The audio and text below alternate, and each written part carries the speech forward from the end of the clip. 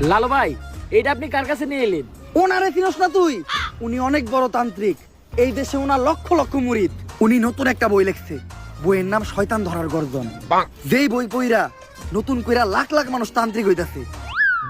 কিন্তু লালু ভাই, আশেপাশে তো কোনো তান্ত্রিক বা মুরিদ দেখতেছি না। আরে ওগুলা তো সব ফেসবুক আর টিকটকে। বাবা, সঞ্জনা নামের এক আত্মারে আমার ধরতে হইব বাবা।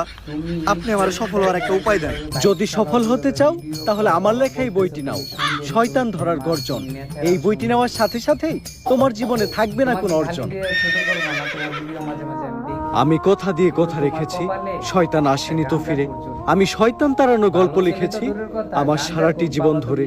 আমি অন্ধকারে মোমবাতি জ্বালিয়েছি, তবুও পাইনি ভূতের খোঁজ। আমি ভূতের অপেক্ষায় ছিলাম, ভূত নিজেই হয়েছিল নিখোঁজ। শয়তান ধরার গর্জন, পৃষ্ঠা নাম্বার চুদলিংপং। বাবা, এটা তো মন্ত্র না, ছন্দ কইলেন। মার্কেটে আপাতত ছন্দই চলে। বাবা, বইটা একটা আমারও লাগবো। দাম কত এটার? মাত্র 1000 টাকা। 1000 টাকা দিয়ে আর কিনুম?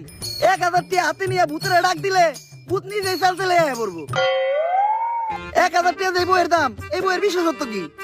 এই বইটা আমি আমার নিজ হাতে লিখেছি। দেহি হাতের লেখা এত খারাপ? দেহি বইয়ের প্রথম পৃষ্ঠায় কি লেখা? মানুষকে ভোদাই বানানোর 100টি উপায়। 1000 টাকা দিয়ে 120টার এই বইটি নেন আর ঠাস করে ভোদাই হয়ে যান। এখন সফল হইতে গেলে তো এই বইটা লাগবেই। তো এই বইটা আমি নিয়ে গেলাম। বইয়ের টাকাটা? ওইটা আমি হোয়াটসঅ্যাপে পাঠাই দিব।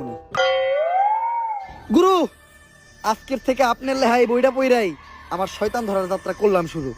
শয়তান ধরার গর্জন, পৃষ্ঠা নাম্বার চুদলিংপং।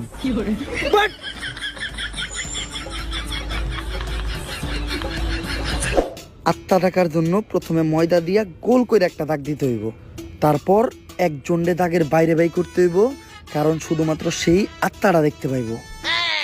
তুই দাগের বাইরে দিয়ে দাঁড়া, আত্মাটা খালি তুই দেখতে পাবি। দেখা মাত্রই আমার সিগন্যাল দিবি। ঠিক আছে ভাই। কনে আহত ওদিক যা কানা। তারপর মোম জ্বালা আর পড়তে হইব, আত্মা ডাকার এই মোমবাতি জ্বালাতে পেরেছে কয়জন? বেশিরভাগই তো চালাতে গিয়ে নিভিয়ে ফেলার গর্জন। পারবো না আমি ভালো করেই জানি, তবে দুঃস্বপ্ন আমার একটাই, সঞ্জনা নামের সেই আত্মাকে 5 টাকার মোমবাতি জ্বালিয়ে ডাকতে চাই।